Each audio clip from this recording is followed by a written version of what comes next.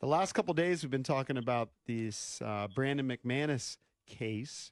He was a kicker with the Jacksonville Jaguars. Now he's here in D.C. He's the kicker for the Commanders, and we've come to find out that he's been accused of sexual assault by 2 flight attendants.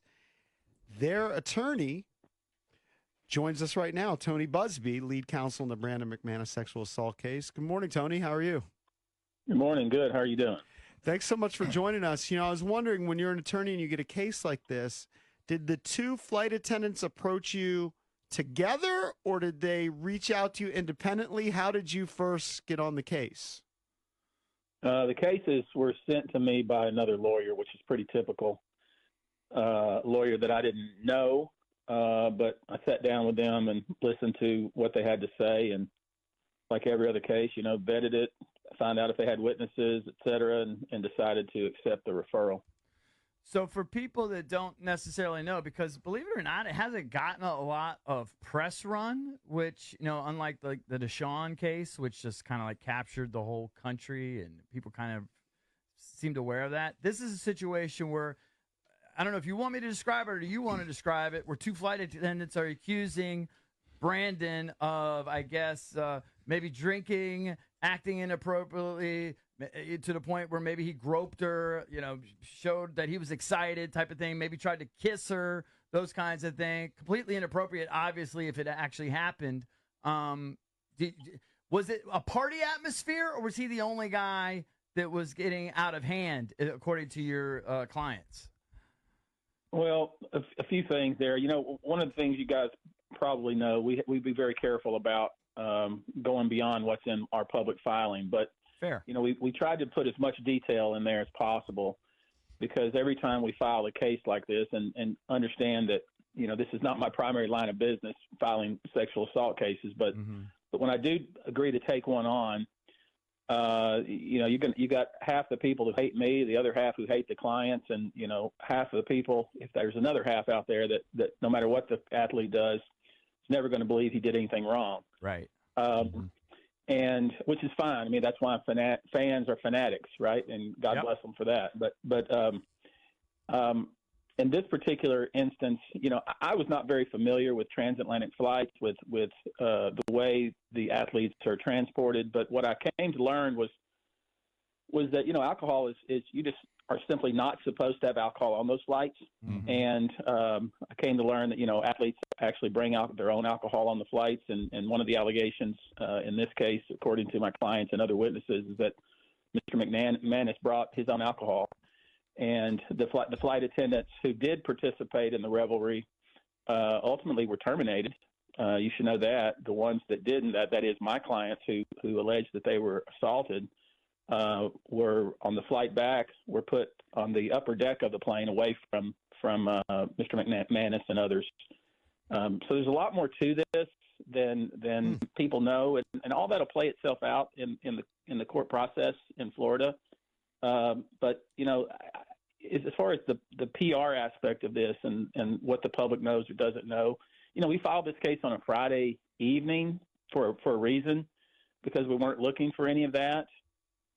We filed the case under pseudonyms for both of these women who continue to work and do their job. They're professionals. Mm-hmm. And somehow ESPN picked it up, and it's gotten some interest from the media, but that's not what this is about. The Deshaun Watson thing, as you mentioned, was had a lot of press legs and a lot of angles to it, and was there's a lot to that case. Mm-hmm. This case is just a simple situation where one individual who's alleged who drank too much and got out of hand. I think we saw a newspaper article yesterday or the day before where some anonymous player who was on the plane said he was very uncomfortable with it, and the team was angry at McManus for the conduct. So, I know people have strong beliefs about these kinds of cases, because I've had these cases before, as you know. Mm-hmm. But this is just two women trying to do their job, who should not have had to deal with that kind of foolishness. And apparently the NFL has cracked down on that kind of thing in the past. And so we'll see what happens here. Tony, we didn't know the detail about the other flight attendants being fired. How many flight attendants were terminated? as I understand it, two. Okay. Who apparently, and again, this is all in the pleadings, in the public filing, but obviously I wasn't on that plane. Right. But apparently, some of the players, including the individual sued here, made attempts to get the flight attendants to participate in whatever they were up to there, and a couple of them did. And once the investigation took place, so there was a report made. A report was made to the staffing agency and also to the company that arranges the charters. And apparently, this company arranges charters for a lot of the teams. Mm-hmm. And a report was made, and two of the individuals were terminated. And of course, my two clients who did not participate and who were very upset about what had happened, they were taken off of Jacksonville flights. And so that's kind of how that was the ultimate resolution. And to our clients, to my client's point of view, that wasn't probably the fair way to handle things, but it is what it is. And so now we have a court case, and we'll pursue it that way. And you should know, that we tried not to have a court case. Your listeners will probably be surprised at how many times throughout the year, that these kind of things come across my desk. And typically the way these things are handled is, you send a letter and you say, look, this is what this person says happened. And what we can do is go sit down together and talk about this and see if we can resolve it, because it's not good for the client who's making the allegations, because there's a lot of blowback. It could be Mother Teresa who makes an allegation, and people are going to accuse Mother Teresa of all kinds of weird things when all she's trying to do is pursue a claim, which she's entitled to do in the court of law. And it's not good for the person accused. Mm-hmm. And every single day across the country, these kinds of things are resolved. Apologies are made, things are, accommodations are made, whatever, the resolution is. And that's what we attempted to do in Deshaun Watson. That's what I've attempted to do in hundreds of other cases that you've never heard about with very high profile people. And that's what we try. And let's be clear, I didn't know who Brandon McManus was. Mm-hmm. And my clients didn't know who Brandon McManus was. Right. And I'm not suggesting that, he's not important. Maybe he is, maybe he isn't. I don't know. I don't really care. But, that's what we attempted to do. And what we were met with was aggression and arrogance. And, even if everything you say is true, that's not actionable, that kind of the same kind of response we got with Deshaun Watson, like when we laid out exactly what we believe had happened and what we believe the evidence would be. And we were told, well, we don't think that's a claim. We don't think that's worth anything, that kind of thing. And I'm thinking, man, what planet are you living on? Mm-hmm. And we got the same kind of response here. And so, now here we are. We filed a case in the late hours of a Friday night under pseudonyms. And, now I'm talking on a radio show and I'm talking generally about the case, but certainly not about some of the other facts that you'll learn about. Tony, let me give you my perspective just for a moment as I preface this question. I have a tremendous amount of respect for you. I've done background research, and my worldview, though, has changed in the last 5 years. Don't need to get into it. Everybody may have not. So I have a natural skepticism to anything now these days, right? Based on the events over the last 4 or 5 years. I question everything. And so when I heard this story, I'm just like, okay, these are titillating allegations, no doubt. But I'm looking for the evidence, and I just said my instinct was, I guess it will just come down to witnesses. I don't know what else it could come down to. Are there witnesses? Yeah, and let me just echo what you said. I'm very skeptical as well. Right. You can only imagine the kind of things that come across my desk of people claiming this and claiming all kinds of foolishness. And right. And I have to be very particular. Right. About which cases I take and vet the cases and make sure there are witnesses and look at the person in the eye and see if I believe them and right. whether they're a legit person. But to answer the short answer of your question is yes, there are witnesses. Mm-hmm. And yes, this was documented when it occurred. Right. And you already heard this anonymous player. Now who knows who? We'll figure out who this person is. Who was quoted in the newspaper article, I think it was yesterday, who was also on the plane, a player. Mm-hmm. So I hear what you're saying, and I agree with you. Yes. A lot of people make a lot of baseless claims, and it's really hard when somebody accuses you to prove a negative. Right. I get all that. Right. But on the flip side of that, when you're making a claim like that, you are opening yourself up to the most viciousness of abuse. And so, one of the things when somebody comes to me and says, this happened to me, and I've thought about it and I've wrangled with it, and I've talked to my husband or whomever about it, and I've decided that I'm going to pursue it. I'm very real with these people and tell them, are you sure you want to do this? Let me explain to you how this is going to go. Let me explain to you that you're going to be enemy number one, and either it be Jacksonville or Washington D.C. You're not going to be somebody that people like, no matter how good of a person you are, and how right you are. You have to, yeah, and how right you are. You have to go through all that with them, and then they still are willing to go forward and want to go forward. I respect that. Tony, I really respect that. Why not criminal charges? I sort of agree with everything you've said so far. Why not criminal charges? Because I believe you that these women, they don't want their lives turned upside down by something that they didn't want. This is a nightmare for them. Why not criminal charges then? Because what is money going to do? That I can't comment as far as criminal charges. Understand these. This happened when it happened, and they came to me many, many months later, and they went to other lawyers first. So I don't know the answer to that, and I wouldn't comment further on that. And ultimately, that's up to the prosecutor's office anyway. Yeah, and those are tough cases. But they could bring it to them. Sure. We saw that in the Deshaun Watson matter. We saw how that went down. 2 different grand juries. We saw how the NFL handled that matter, where there were almost 30 women, and they only brought forward 4. I mean, again, they're working with a whole different dynamic, a whole different proof system, burden, et cetera. So I really don't know about why that happened, if it happened, what's happening with that, and won't comment on it. I will say that one of the things, or some of the things I've learned since taking this case is, that I've always been very critical of the NFL, and that's just, maybe that's just my nature, but especially the way the Deshaun Watson matter went down. Mm-hmm. I can say that, within a day, I got a call from Lisa, the main investigator for the NFL. She wants to talk to these women. I think they're going to talk to her. Mm-hmm. And so we'll see how that process plays out. And, maybe there'll be issue the teams might do something or not do something. But, I guess it's really not about the money, believe it or not. I know a lot of the listeners may hear me say that with a jaundiced eye and think, oh, yeah, come on.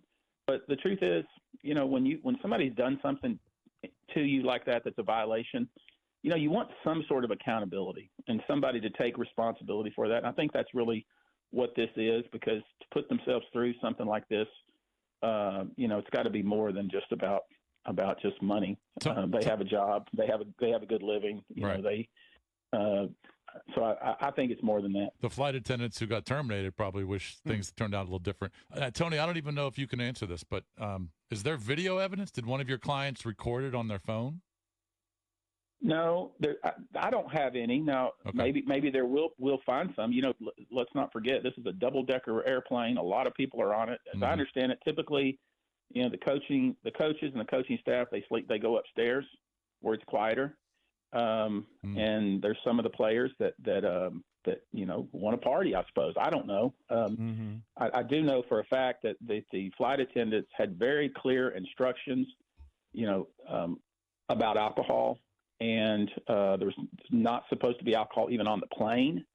I know that alcohol was brought onto the plane, and I know that there was a back and forth between flight attendants and some of the players, including allegedly Mr. McManus, where he was saying, I know you can't pour my alcohol, but at least can you pour my chaser, that kind of silliness. And there'll be witnesses that'll talk about, intoxication and how intoxicated certain individuals were, and how they became so intoxicated so quickly into the flight. I mean, there's a lot more to this, but ultimately, all this will play itself out in court, and that's what we'll wait for. Tony, can I ask you a philosophical question? Again, I have tremendous amount of respect for you. Outside of the sports world, I think we would agree on a lot of things worldview-wise. I have tremendous amount of respect for you. Do you, and I think I know the answer to this, do you represent people that you don't believe in, but you believe in their right to be defended? Or do you only, you know what I mean? Or do you only represent people that you believe in? No, I'm past that in my life, honestly. I don't take a case unless I want to fool with it, and I don't take a case unless I believe in it. Mm-hmm. I just don't. I don't have to. I mean, I'm fortunate in that respect. You know, we have a firm of about 20 lawyers and 100 and so employees on the 75th floor of Chase Tower, and we get a look at a lot of the good cases that come across the U.S. And you probably know that I defended our Attorney General in the impeachment matter that happened in Texas, first time in 100 years. So I'm fortunate that I get a look at a lot of, you know, what lawyers would say those are good cases. So somebody comes to me and I think they're full of baloney, you know, I send them packing. There's too many lawyers in the country already. Even if it's good money for you or something. Even if, man, I don't. Even if, I don't have any interest in it. Cases like this are not billion-dollar cases. Let's be honest. You know, right. These kinds of cases, you know, this is not where I make my money. That's not what these cases are. These cases are, you know, from just my background as a Marine and just kind of the things I've done in my life and the way I grew up. You know, I like cases where I feel like, you know, somebody, you know, has got the short end of the stick and has less power than someone else, and kind of still have that same chip on my shoulder I had as a little kid. And that's why I take these kinds of cases, but I certainly ain't going to do it if I don't like the client. I'm not going to do it if I think they're full of baloney. Tony, this allegedly happened last October. So McManus was signed by the Commanders on March 14th of this year. Okay, so we're talking about, you know, 6 months or so. Were the Jags, were they notified initially after this happened last October? Did they know about this, or are they just finding out now? Do you know? You know, I can't speak to that because, you know, I know when the case was sent to me, and I know that the clients contacted another lawyer, and, you know, I'm not sure how long that law firm had the case and what happened with it before it got to me. Usually when a case gets to me, once I've done my vetting process and feel comfortable that it's solid, then I don't wait around, and, you know, I get busy right away. So I can't answer that. All I can tell you is that we sent a letter. We had a hard time finding a solid address for Mr. McManus, and I'm not criticizing him for that. I'm just saying that, you know, the address we had was not where he lived. Okay. Ultimately, with the sensitive allegations like this, I wanted to make sure they went directly to him. Ultimately, when I couldn't find a solid address, we sent it to his agent. And once we sent it to his agent, we got his attention pretty quick. And we also sent it to the Jaguar organization, but I think we only sent it to them a week before the lawsuit was filed. So I can't say what they knew and when they knew it. I will say that their response to this has been, you know, a lot different than McManus's response. You know, we are in contact with them and talking with them. So, you know, I always hope that when you have a solid case and solid client, there's no reason to have a full-blown trial. But if you want a full-blown trial, guess what? You came to the right place, because I like to do that too. So what's the next step? I guess we make sure we get the process formally served, and we start questioning witnesses in a formal way, depositions. We ultimately question Mr. McManus under oath and on video, and he'll get the opportunity to question our clients as well and the other witnesses. And if we can't resolve the matter, then ultimately it'll be played out in a public forum in court in Duval County, Florida. Gotcha. Tony, appreciate the time. As Tony Buzbee's the lead counsel in the Brandon McManus sexual assault case. Thanks for your time. Thank you, Tony. Really appreciate it. Thanks, guys. Yeah. Take care. Bye-bye. Yeah, you too. I'm telling you, my opinion has changed dramatically because I believe in that dude. Okay? I don't know about the dude, but I know that the case itself, when you get into the details and then you hear about other flight attendants being fired. Yeah. Did he sound like a huckster lawyer to you? No, he doesn't have that reputation. Right. I always knew he was serious with the Deshaun Watson deal.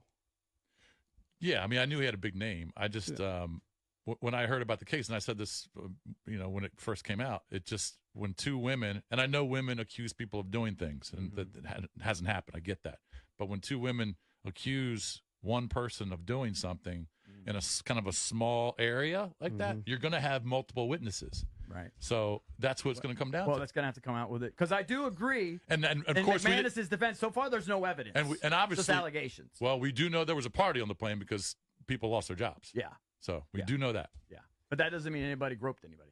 You're correct. Right. So allegations are way different than evidence. And so I would defend his right to be defended. But I'm just telling you, I believe in this attorney. He believes these women. He's a good good enough one for me. He's a good one, no doubt. He's a monster. Got to take a break.